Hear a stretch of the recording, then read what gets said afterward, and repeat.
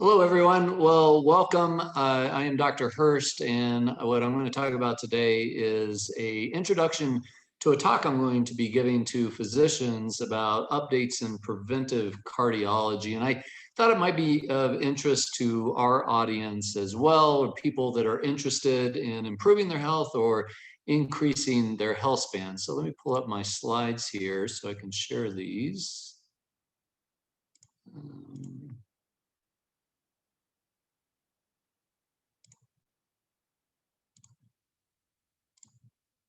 Okay.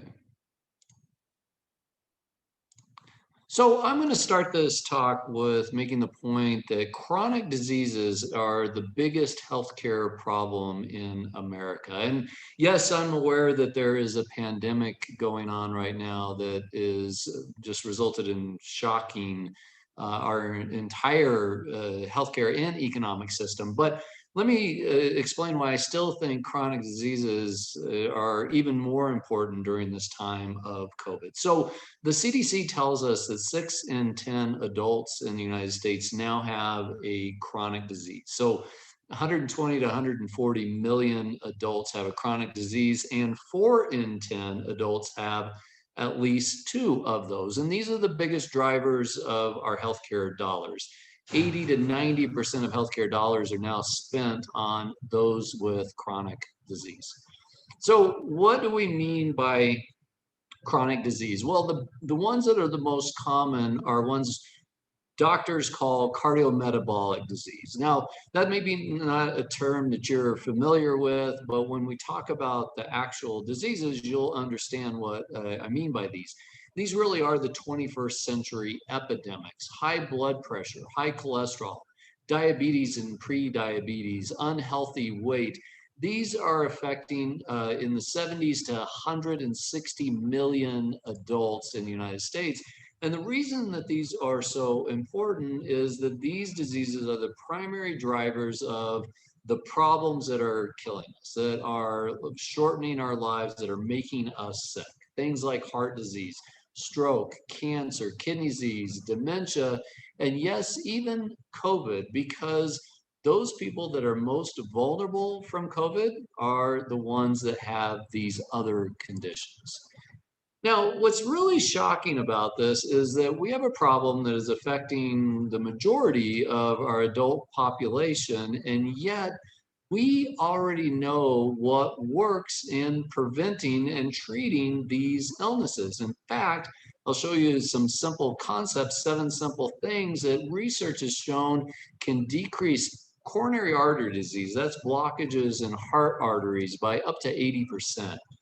Decrease chronic kidney disease by 60%, decrease stroke by half, and then decrease dementia and cancer by about a third. So real disconnect. We have the arguably biggest problem in healthcare that affects the majority of our population. We know how to get rid of it, to prevent it, to treat it, and yet somehow we're not doing that. So what are those simple simple things?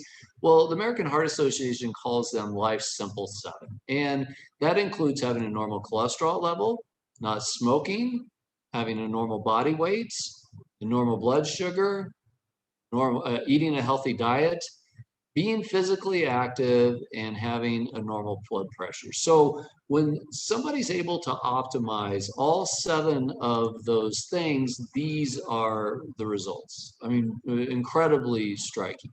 So we know what the problem is. We know how many people have it. We know how much money we're spending on it. We know how to treat it or prevent it. So how are we doing as healthcare in actually doing this? So let's look at the 7 things here. So how about with not smoking? How are we doing with that? Well, smoking has decreased, about 25%, it looks like, over the last decade or so, yet still 38 million people smoke in the United States. I'd say we're doing okay there, although I'm not sure healthcare really has a lot to do with that. How are we doing with helping people achieve a normal weight? Well, I don't think this is a surprise to anybody. We're doing really poorly. Over 70% of people in America now are overweight or obese when we use BMI as the measure of that. The average body mass index in the United States is 29.1. Just to give that perspective, less than 25 down to 18 or 19 is considered a normal body mass index. 25 to 30 is overweight, and over 30 is considered obese. So our average is on the borderline of being obese. How about with blood sugar control? Well, there's been a 750% increase in diabetes in my lifetime. And with that increase in diabetes, we now have newer, although not brand new, but newer medications called SGLT2 inhibitors, particularly, or GLP-1 agonists that have a mortality benefit, meaning that when people take these medicines with diabetes, they live longer than the people that don't take these medicines. Any doctor will tell you we don't have a lot of treatments that have a proven mortality benefit to them, and yet only 5 to 6% of people that are eligible for these medications are actually taking them. How about with people eating a healthy diet? More than half, some estimates over 60% of our diet is ultra processed foods. The research data is starting to catch up with this, that these are strong drivers of our current epidemics in chronic disease and cardiometabolic disease. How about staying physically active? Less than 25% in some studies of people meet the minimum weekly requirements for physical activity. That's 150 minutes of moderate activity or 75 minutes of vigorous activity a week. So we're talking about 10 minutes of vigorous activity or 20 minutes of a little over 20 minutes of moderate activity a day, and yet less than 25% of us are meeting those requirements.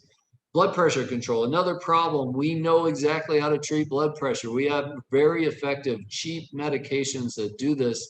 And now we're down to only 43% of the population who has high blood pressure actually having it under control. And then when we look at cholesterol, a little over half the people that are eligible for statins, another medication that has a proven mortality benefit, are actually taking them. 60% of those people not taking them said their doctor didn't recommend them. So I think we can understand now why this problem, even though we have answers, we have solutions to it, it continues to be the biggest problem, one of the biggest problems in healthcare. And the result is that we're living less long. This is just media reports that's showing that total heart disease deaths have been on the rise since about 2011. The CDC says that our top lifespan age was in 2014 and has dropped every year since, primarily because of these epidemics of cardiometabolic diseases. And then, of course, in the setting of COVID, it's going to be even worse.